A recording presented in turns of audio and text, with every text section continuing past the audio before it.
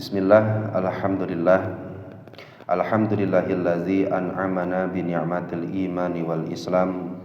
Wassalatu wassalamu ala sayyidil anam, sayyidina wa habibina wa qurrati a'yunina wa maulana Muhammadin sallallahu alaihi wasallam wa ala alihi wa ashabihi wa man tabi'ahum bi ihsanin ila yaumi yusabu fihil mu'minuna ila daris salam, amma ba'd. Qala Allah Ta'ala fi kitabihil karim wa huwa asdaqul qailin. Bismillahirrahmanirrahim. Qad alima kullu unasim masyrabahum. Al-ayah, sadaqallahu azim. Wa qala fi du'a rabbi shrah li sadri wa yassir li amri wahlul 'uqdatam min lisani yafqahu qawli. Allahumma sakhkhir lana lisana sidqin waj'alhu mahallal fahmi lil khitabi wan nutqa bis shawabi wal amala bis sunnati wal kitabi. Allahumma aftah lana abwabal ilmi wa zidna ilma wa fahma wa alhiqna bis salihin. Allahumma aftah alaina futuhal arifina bi hikmatika wansur alaina rahmataka wa zakirna manasina ya dzal jalali wal ikram walhamdulillahi rabbil alamin. Ala hadhihi niyatil hasanah wa bi kulli niyatin shalihah. Al-Fatihah. A'udzu billahi minasy syaithanir rajim. Bismillahirrahmanirrahim. Alhamdulillahi rabbil alamin arrahmanir rahim maliki yaumiddin. Iyyaka na'budu wa iyyaka nasta'in. Ihdinas siratal mustaqim siratal ladzina an'amta 'alaihim ghairil maghdubi 'alaihim waladdallin. Alhamdulillah, Bapak-bapak sekalian, pada kesempatan malam hari ini sebada untayan puja, puji dan syukur kita haturkan kepada Allah Subhanahu wa ta'ala.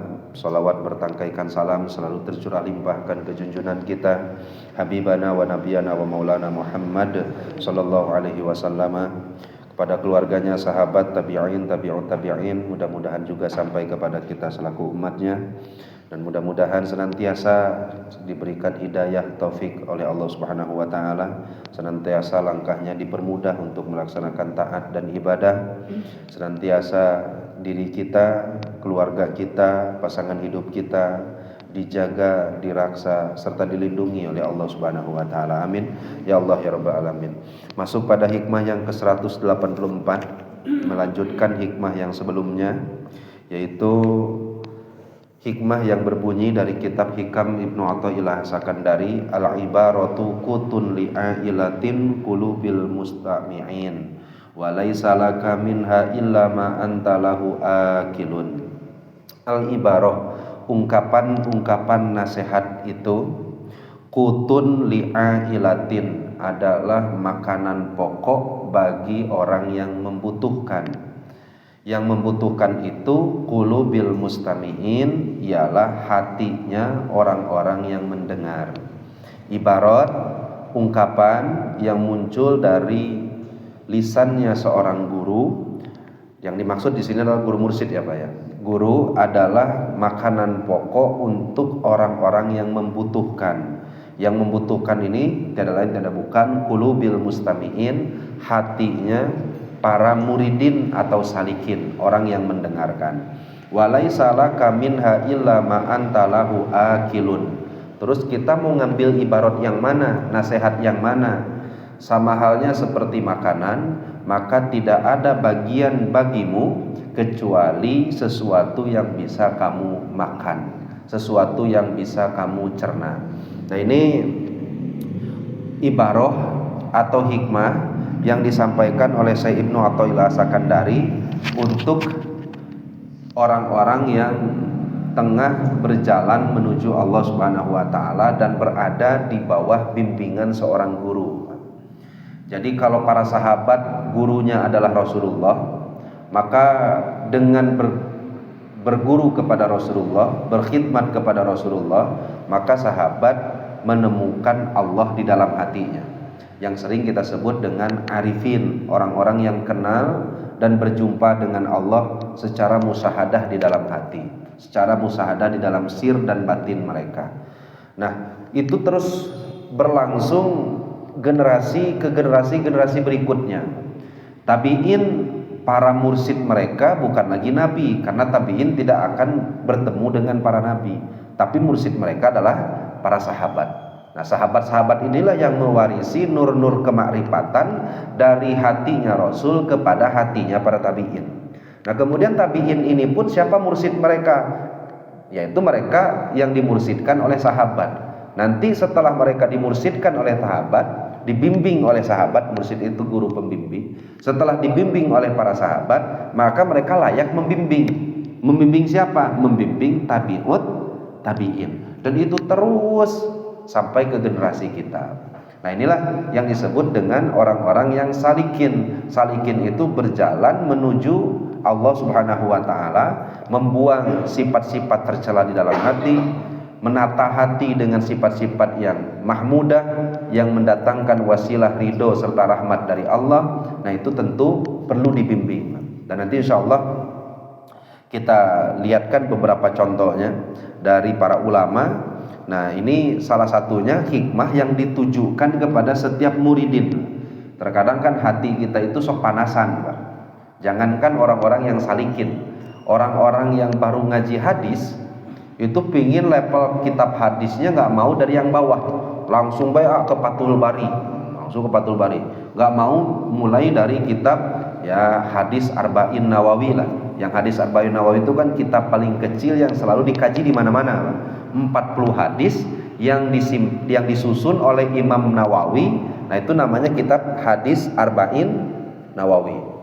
Nah, itu baru belajar hadis Arba'in Nawawi, biasanya nafsu itu pingin langsung ngajinya ke Sahih Bukhari dan Muslim. Make sarahnya Imam Ibnu Hajar, Fathul Bari. Nah, ini kira-kira kuat dan kuat nggak kan? Susah kuatnya. Atau yang baru belajar fikih, taruhlah kitab madhab Imam Syafi'i. Di madhab Imam Syafi'i kitab kecil yang paling sering dikaji itu adalah kitab Safinatun Najjar. Nah, kitab Safinatun Najjar adalah kitab yang membahas tentang fikih dan tata cara ibadah. Maksudnya kumaha? Dimulai dengan rukun wudu ada berapa, syarat wudu apa saja, pembatalan wudu apa saja. Tapi kan nafsunya murid, nafsunya kita yang baru mengenal ilmu adalah ingin langsung pingin tahu dalilnya. Kan gitunya Pak. Dalilnya di mana ya? Kok bisa sampai ke hukumnya seperti ini? Nanti itu kitabnya kajinya nanti di kitab yang tinggi. Salah satu kitab level tertinggi itu adalah Majmu' Syarah Muhadzab karangan Imam Nawawi kene. Akhirnya kalau yang pertama mulai mengkaji sudah langsung menyantap makanan orang-orang yang sudah di tingkat tertinggi, maka tak akan mungkin bisa mendapatkan faidah dan manfaat dari itu. Nah, sama halnya dengan makanan, Pak. Kalau kita disuguhkan makanan itu levelnya ada dua aja lah. Satu makanan untuk bayi, katakan anak kecil. Yang kedua makanan untuk orang yang sudah dewasa. Kira-kira kalau yang bayi dikasih makanan dewasa, bener mau? Paling tidak lah minimal lah. Kalau nggak ke IGD ya paling tidak tersedak. Kalau nggak ya minimal muntah lah.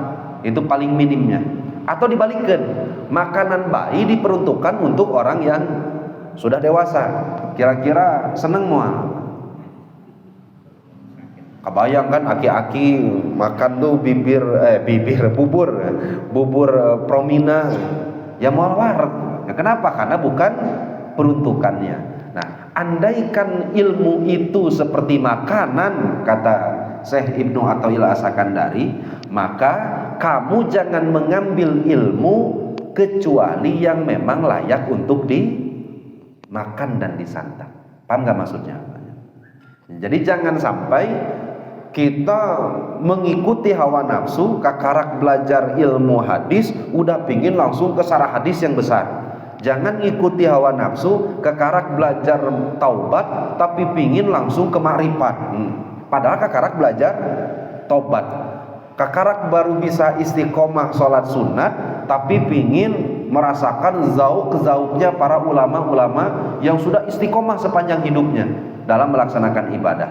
Nah, itu bukan sarapan kita, itu bukan makanan kita. Nah, sehingga di sini diingatkan oleh Syekh Ibnu Athaillah As-Sakandari bahwa ibarat yang keluar dari seorang guru mursyid bagaikan makanan bagi para muridinnya, para salikinnya. Artinya wa malaisa laka minha illa ma anta lahu akilun. Para muridin, salikin, orang-orang yang dibimbing di bawah asuhan guru mursyid, maka jangan pernah memakan sesuatu yang tidak layak untuk dia konsumsi. Ilmunya para arifin sudah, itu mah levelnya arifin. Ilmunya para mubtadiin ya sudah, orang mubtadiin. Ilmunya salikin ya sudah, kita hanya mempelajari salikin. Nah, ini yang dimaksud, Pak. Karena suatu saat ada beberapa contoh disampaikan di sini. Ini kalau dibacakan sarahnya satu persatu sangat panjang sekali, Pak. Nah, kita bacakan dulu sedikit yang dimaksud dengan orang-orang yang membutuhkan itu apa. Orang-orang yang membutuhkan itu adalah hatinya orang-orang yang awam, hatinya orang-orang yang berjalan menuju Allah Subhanahu wa taala. Hati kita ini butuh agar liziyadati ikoni qulubihim, keyakinan semakin hari semakin bertambah. Kan susah Pak nambah keyakinan teh susah. Padahal udah tahu selama hidup nggak ada satupun permasalahan kecuali semuanya beres. Tapi hari ini megang uang, untuk esok hari masih bingung kene atau tidak, Pak? Padahal hari ini megang uang. Padahal di masa lalu kita, di pengalaman hidup kita, nggak ada satupun masalah dalam hidup kecuali semuanya beres. Beres apanya? Beres. Beresnya mah baik itu setelahnya ataupun ketika ataupun sebelumnya pasti diberesan ku Allah. Tapi hiji waktu kalau kita dapat masalah deui, masih ada nggak kebingungnya? Bingungnya masih ada nggak di dalam hati? Masih. Seakan-akan Allah nggak akan pernah ngebereskan masalah menuju dihadapi.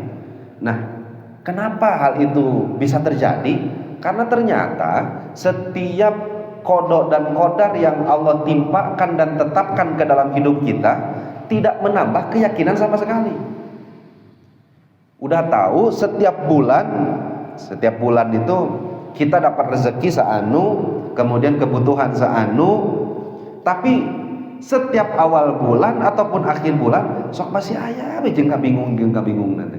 Lamun ieu bayaran budak di mananya, lamun ieu bayaran listrik di mananya, lamun ieu kumahanya, lamun ieu kumahanya. Kenapa? Karena semua yang telah Allah tetapkan di masa lalu belum bisa menambah keyakinan. Atau mungkin kita belokkan ke dalam kehidupan sehari-hari. Masih sering banyak orang yang berbuat maksiat. Padahal di dalam hati dan setiap pengajian selalu disampaikan bahwa Allah selalu melihat dan mengawasi. Tapi tetap berani berbuat maksiat. Berarti orang yang tetap berani berbuat maksiat yakin nggak kepada Allah? Kalau percaya mungkin bisa, tapi kalau sampai ke yakin nggak mungkin. Karena yang yakin pasti tidak akan maksiat karena meyakini di dalam hati bahwa Allah melihat dan akan menghisab. Tapi kan buktinya susah juga. Setiap kita mengkaji, setiap kita mengaji sendiri ataupun membaca dan lain-lainnya, kenapa tidak menambah keyakinan? Nah, ternyata salah satu cara agar menambah keyakinan itu adalah berkumpul dengan orang-orang yang soleh. Salah satunya adalah sahabat berkumpul dengan Nabi, bertambah keyakinannya. Tabiin berkumpul dengan sahabat, bertambah keyakinannya. Kan kabayang banyak itu dalam beberapa kitab tarikh. Andaikan kita di posisi sahabat, perang Badar itu adalah salah satu perang yang disebut di dalam surat Ali Imran, itu sampai-sampai keadaan para muslimin itu digambarkan wa antum azillatun, sudah sangat repot sekali, dan terjadi pada saat bulan Ramadan, dan pada saat itu puasa sudah diwajibkan. Andaikan kita yang jadi sahabat ikut mual perang Ramadan dan perangnya siang. Nah, pertanyaannya mual waka puasa mual, tapi ikut perang mual, atau rek udur wae, udur atau bulan Ramadan puasa. Atau ya sudah, anggap saja kita semuanya ikut perang di bulan Ramadan, puasa mual. Tuh manya ekor perang puasa atulah leuleus. Nah, sehingga kenapa para sahabat pada saat itu tetap ikut perang? Keyakinannya yang bertambah. Kenapa para sahabat? Kan kita tahu banyak, salah satu kehebatan sahabat itu adalah walaupun pedang sudah menempel di leher mereka, hanya membutuhkan kalimat agar mereka keluar dari Islam, tapi tak pernah keluar dari Islam karena memegang teguh keyakinan bahwa Islam itu agama yang benar. Sampaikah kita pada titik keyakinan itu? Enggak bisa. Padahal Al-Quran di kita kan sudah sangat dipermudah. Di zaman sahabat, Quran itu ada barisna tuh, boro-boro, ditulis saja belum. Ditulis sih udah ada, cuma berserakan. Ada yang di batu ditulis, ada yang di pelapah kurma, bahkan ada yang tidak tertulis, cuma ada di dalam kepala. Tapi keyakinannya sama dengan kita, boro-boro. Sekuat apa Sayyidina Umar? Sayyidina Umar teh kuat luar biasa. Jeger pisan. Ari jeung urang gelut kira-kira eleh saha? Wah, kudu ditanya. Lamun sama Sayyidina Umar. Tapi sajeger-jegernya Sayyidina Umar ketika membaca potongan ayat surat Toha, meleleh hatinya. Sekarang kita coba buka surat Toha, meleleh tidak? Tambah tunduk. Kenapa ya? Karena tidak menambah keyakinan sama sekali. Koknya bisa kayak gitu? Ya karena mereka adalah orang yang dekat dengan Rasulullah SAW. Butuhkah kita terhadap pembimbing? Butuh. Nah akhirnya apa tugas apa yang harus kita lakukan agar menambah keyakinan, atau bisa setiap lirikan mata kita selalu menurunkan ke dalam hati bahwa itu adalah kuasa Allah. Nah, tiada lain tiada bukan beramal istiqomah dan selalu dibimbing oleh orang yang soleh.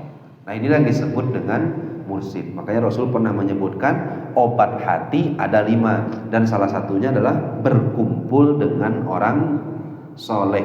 Orang soleh yang sudah sampai dengan makom makrifat, yang selalu membimbing dan menasehati kita semuanya agar nur yang ada di dalam dada mereka itu berpindah ke dalam hati kita. Nah itulah yang dimaksud oleh Syekh Ibnu Athaillah As-Sakandari, bahwa ibarat yang keluar dari lisannya para orang soleh itu ibarat makanan, gak bisa langsung dicerna kecuali memang bagi orang yang layak untuk memakannya. Yang dewasa berarti orang-orang yang sudah sampai kepada Allah, ada makanannya. Yang anak kecil ya berarti orang yang masih menuju perjalanan kepada Allah, ada juga makanannya. Sampai suatu saat kita bahas zikir aja dulu, dan ini pun nanti zikir beda-beda. Suatu ketika seorang ulama besar itu ditanya, yaitu waqad sa'alani ba'dul ikhwani an kutir ruhaniyah wal basyariyah. Suatu ditanya tentang masalah zikir. Kemudian zikir ini bisakah diamalkan oleh setiap orang? Bisa, tapi levelnya akan berbeda-beda. Coba kita lihat Pak, zikir itu ada zikir apa saja. Yang pertama, awalan zikrul lisan, zikir lisan. Kira-kira kita sanggup nggak Pak ngamalkan zikir melalui lisan?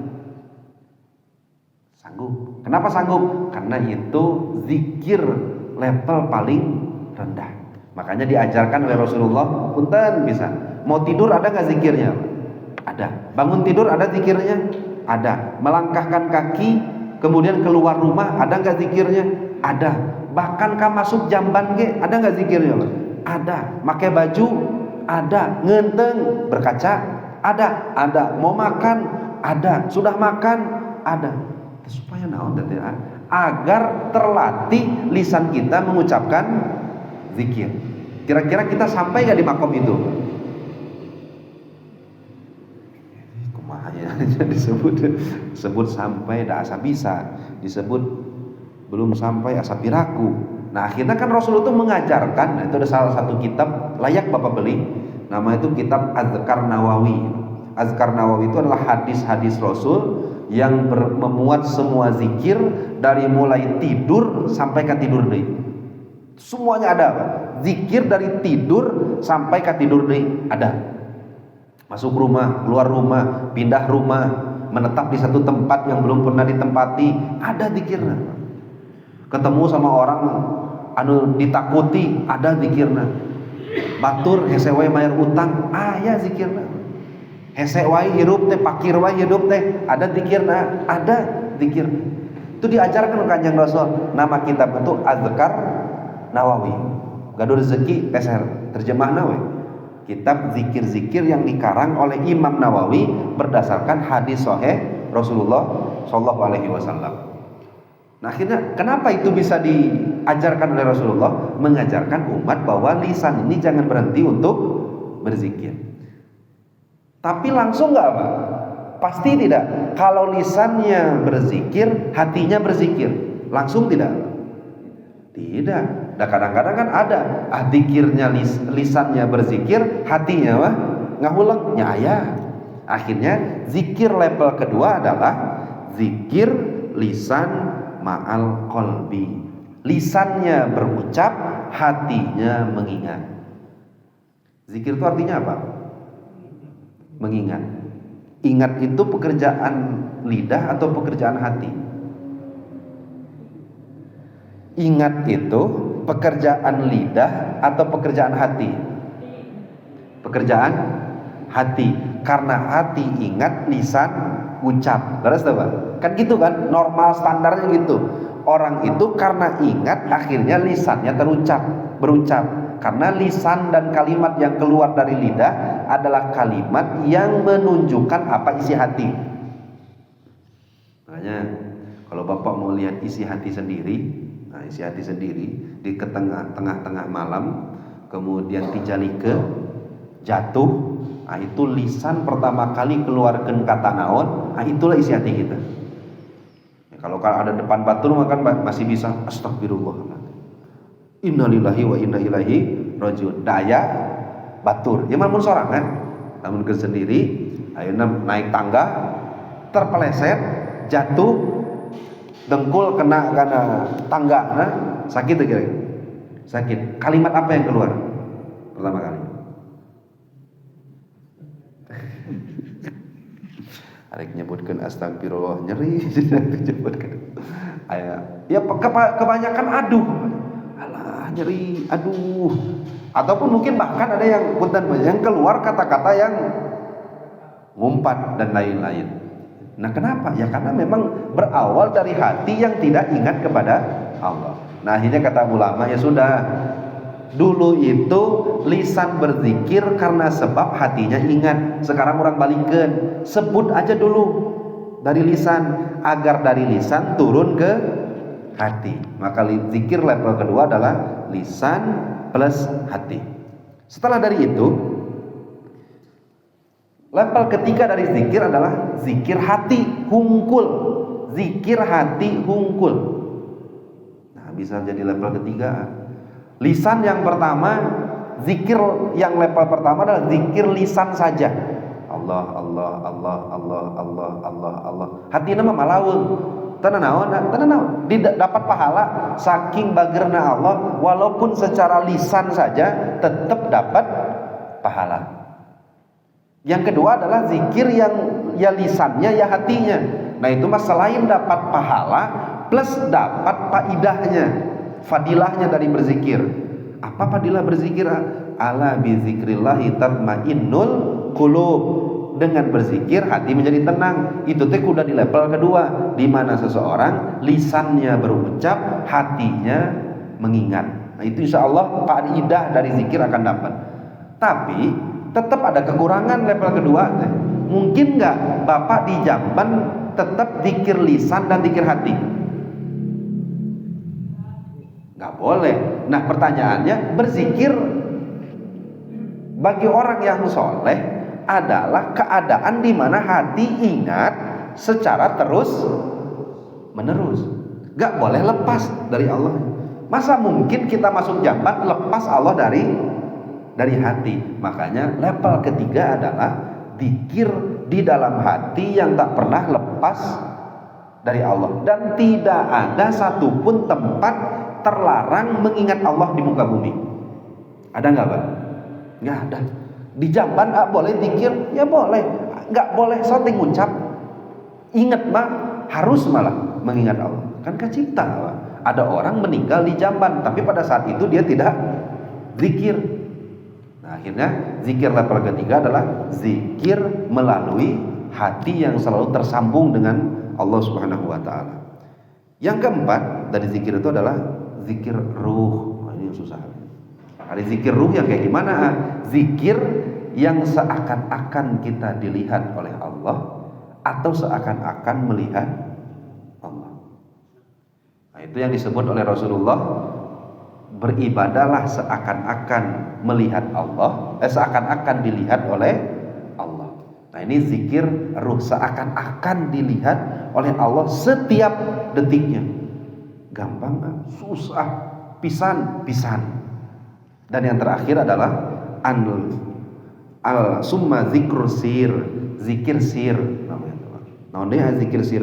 Zikir sir adalah an-nadratu, keadaan hati yang apapun kondisinya, apapun keadaannya, siapapun yang dilihatnya, maka semuanya yang terlihat adalah kuasa dari Allah Subhanahu wa ta'ala. Mungkin nggak, Pak? Kita yang baru belajar zikir langsung kepikir ke zikir sir? Susah. Atau kita yang baru belajar zikir langsung ke zikir ruh. Yang zikir ruh itu adalah salah satunya adalah tafakur, bertafakur. Mungkin dah susah. Ya terus kumaha? Ya sudah, yang layak bagi kita adalah makanan yang bisa kita makan. Ya sudah, kita mah zikir lisan. Beresnya alhamdulillah zikir lisan sudah istiqomah, zikir lisan. Nah, sedikit dari zikir lisan itu tambahin ada yang makna yang diresapi oleh hati. Makanya gini, Pak. Pernah nggak Bapak curiganya gini? Rasul itu kalau ngajarkan zikir ribuan taraf. Suka ribuan nggak, Pak, bilangannya? Nggak ya, Pak ya? Dalam hadis lihat banyak. Baca ini berapa kali, Pak? 3. Kalau subhanallah berapa kali, Pak? 33. Bahkan ada hadis yang menyebutkan kalau nggak keburu 33, 11 kali. Nah, pertanyaannya, kalau perintah itu Rasul perintahkan kepada kita, yang keadaan batin kita ya seperti sekarang ini, kira-kira 33 cukup tuh, Pak, untuk ingat Allah? Ini perintah ke siapa 33 teh? Sahabat yang di depan Rasul. Yang dengan jangankan 33 kali, 3 kali saja Allahnya sudah ada belum, Pak, di dalam hati? Sudah. Kita mengucapkan subhanallah, subhanallah, subhanallah, subhanallah, subhanallah. Parat 33 kali. Sudah ada belum satu makna subhanallah yang meresap ke dalam hati? Ya, lewat. Kasaratus juga lewat. Alhamdulillah. Ketika mengucapkan alhamdulillah, ada nggak satu saja makna dari alhamdulillah dari yang 33 itu sudah masuk ngeresap ke dalam hati? Nah, akhirnya kita kan bertanya-tanya, 33 teh untuk sahabat atau untuk kita? Akhirnya banyak ulama kita dikir seberapa? La ilaha illallah seberapa sadita? 1000. Udah, Kanjeng Rasul nggak pernah nyuruh sahabat. Pernah nggak Rasul nyuruh sahabat tahlil 1000? Nggak pernah. Yang disuruh berapa? Paling 100. Istighfar, punten Pak, istighfar. Rasul kalau beristighfar sehari semalam berapa, Pak? 100. Kira-kira apa? Dari 100 istighfar yang kita lantunkan di malam hari atau sebada sholat saja, kira-kira ada nggak makna dari istighfar itu yang meresap ke dalam hati? Ya, ani golib-golibna biasanya mah lepas ya, los semua istighfar. Nah, akhirnya itulah level kita, level di mana kita tuh zikir hanya baru sampai ke lisan. Nah, untuk bisa zikir ya lisan plus hati, bisa nggak diusahakan sendiri, Pak? Saya merek usaha pokoknya mah ya Allah istiqomah rek lisan. Enggak susah. Nah, terus kumaha? Ngumpul atuh sama yang soleh. Yang nanti orang-orang soleh ini akan menyampaikan, dulu juga saya sama gitu, Kang. Dulu kalau saya dikir teh sarua, astagfirullah, astagfirullah. Jadi istighfar saya bari ningali jam. Astagfirullah, astagfirullah, astagfirullah. Persib geus main cannya astagfirullah. Dan lain-lain. Bari ningalikeun jam. Bahkan baca Quran ge di waktu saya mah.